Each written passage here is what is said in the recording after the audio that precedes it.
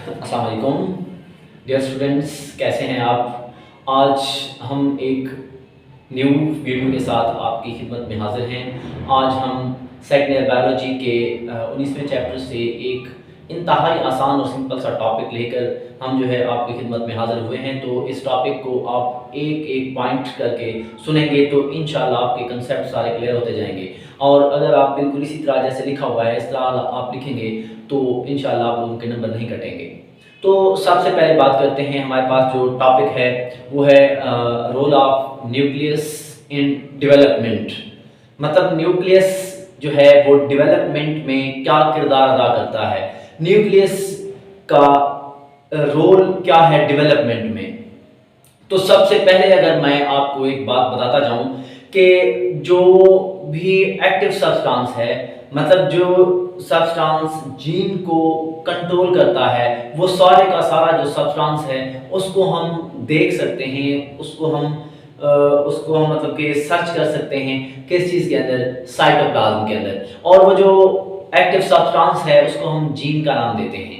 और एक्सपेरिमेंट ये शो करते हैं, तजर्बात ये शो करते हैं कि ये जो एक्टिव सब्सटेंस है उसको बनाने के लिए, उसको प्रोड्यूस करने के लिए न्यूक्लियस खुद और उसका जो हमसाया है, न्यूक्लियस के इर्द गिर्द लिक्विड पाया जाता है, वाटर में मतलब माय पाया जाता है, उसको हम क्या नाम देते हैं, साइटोप्लाज्म का नाम देते हैं। अब न्यूक्लियस खुद और साइटोप्लाज्म इकट्ठे होकर किस चीज़ को बनाएंगे, उसी एक्टिव सब्सटेंस को बनाएंगे। और वो कहाँ पे देखा जाएगा, कहाँ पे नजर आएगा, साइटोप्लाज्म के अंदर। अब इसके हम एक सिंपल से एग्जांपल लेते हैं। हमारे पास एक एल्गी है जिसका नाम है एसिटाब्यूलेरिया। ये एक मल्टीसेलुलर एल्गी है। इसकी लंबाई जो है वो चंद सेंटीमीटर हो सकती है, 1 सेंटीमीटर हो सकती है, या उससे ज्यादा भी हो सकती है। इसके पास मुख्तलिफ पार्ट्स हैं, तो आप देखें। सबसे पहले मैंने बात की है कि जो जीन कंट्रोल सब्सटेंस है वो पैदा होता है और उसको देखा जाता है, फाउंड किया जा सकता है विद इन साइटोप्लाज्म के अंदर। एक्सपेरिमेंट जो है, तजर्बात ये शो करते हैं कि न्यूक्लियस इटसेल्फ, मतलब न्यूक्लियस खुद और उसका जो नेबरहुड है, उसका जो हमसाया है जिसको हम साइटोप्लाज्म कहते हैं, ये बनाते हैं उस एक्टिव सब्सटेंस को। इसकी एग्जांपल मैंने बताई है कि एसिटाब्यूलेरिया ये एक मल्टीसेलुलर एल्गी है। इसकी जो लंबाई है, लेंथ है, वो फ्यू सेंटीमीटर हो सकती है। इसके अलावा इसके पास रॉयजाइड, स्टॉक और अम्ब्रेला शेप जो है कैप मौजूद होती है, जो कि कहां पे अटैच होती है, टॉप ऑफ द स्टॉक के टॉप पर अटैच होती है। तो आप देखें ये हमारे पास जो है इसको हमने नाम दिया हुआ है किस चीज का, एल्गी का। और ये एल्गी कौन सी है, एसिटाब्यूलेरिया है। अब एसिटाब्यूलेरिया का मैंने सबसे पहले पॉइंट बताया कि यहाँ पे राइजाइड मौजूद है, क्योंकि इसके पास ओरिजिनल रूट्स नहीं है, ये पौधा नहीं है, ये एल्गी है। इसी वजह से इसके पास रूट नहीं है, लेकिन रूट लाइक स्ट्रक्चर मौजूद है जो जड़ों का किरदार अदा करते हैं, इसको पकड़ कर रखते हैं और वाटर मिनरल्स को एब्जॉर्ब करने में हेल्प करते हैं। उनको हम नाम देते हैं किस चीज का, राइजाइड का।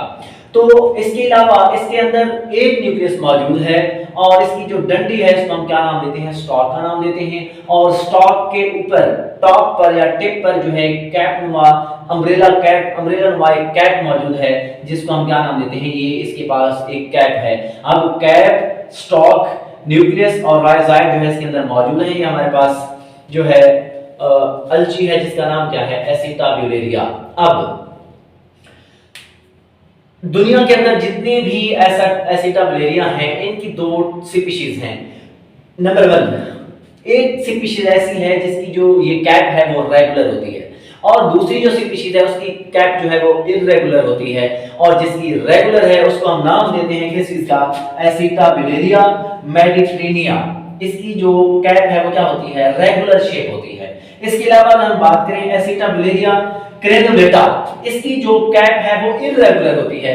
मैं आगे इसकी शक्लें आपको दिखाता हूं, पहले आप इस पॉइंट को देखें। एसिटाब्यूलेरिया मेडिटेरेनिया की जो कैप है वो क्या होती है, रेगुलर शेप होती है।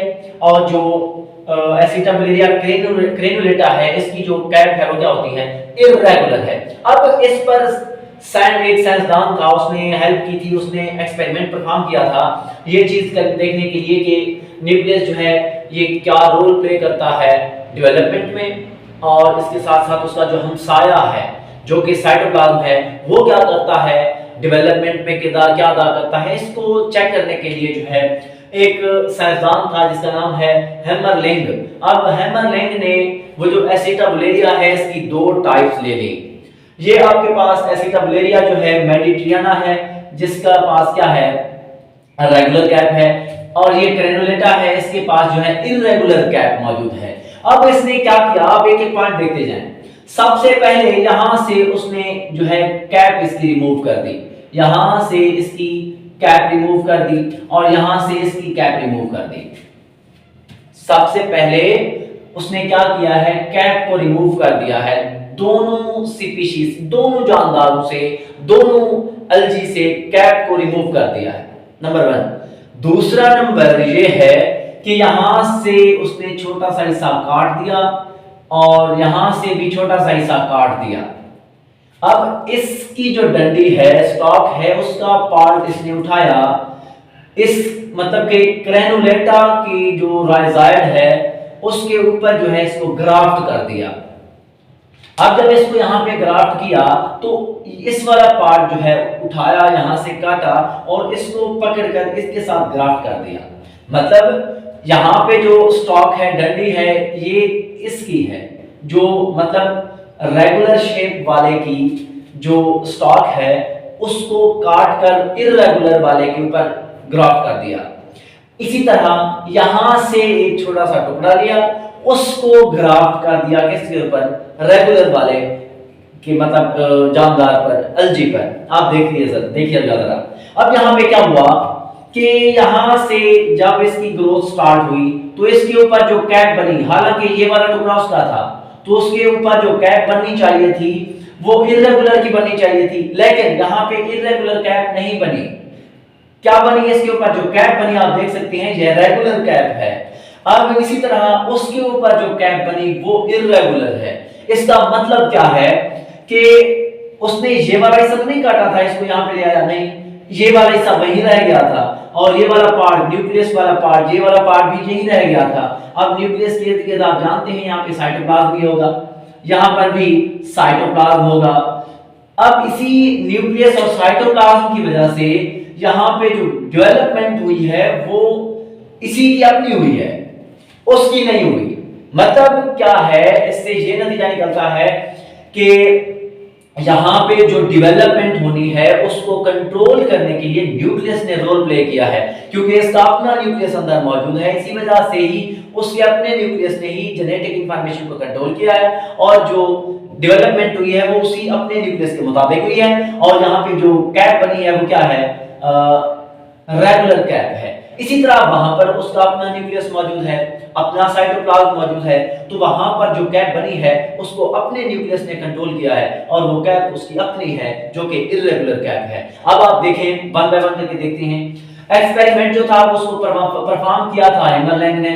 उसने क्या किया, यहां से कैप रिमूव कर दी, यहां से भी इसकी कैप रिमूव कर दी। उसके बाद क्या करता है, स्टॉक ऑफ एसिटाबुलेरिया मेडिट्रेनिया, मतलब एसिटाबुलेरिया मेडिट्रेनिया की जो स्टॉक है उसको ग्राफ्ट कर दिया क्रेनुलेटा पर, मतलब इसको ग्राफ्ट कर दिया इस पर। इसके अलावा उसने क्या किया, एंड स्टॉक ऑफ एसिटाबुलेरिया क्रेनुलेटा, इसकी जो स्टॉक है उसको ग्राफ्ट कर दिया इसके ऊपर। अब वो क्या देखता है कि यहाँ पर जो कैप बनी है, फिर से वही बात, वो रेगुलर है और यहाँ से जो बनी है वो इररेगुलर है। अब इसके बाद रिजल्ट आप देखें कि न्यूक्लियस कंटेन जीन्स, न्यूक्लियस के पास जीन्स मौजूद होते हैं ऑफ डेवलपमेंटल इंफॉर्मेशन।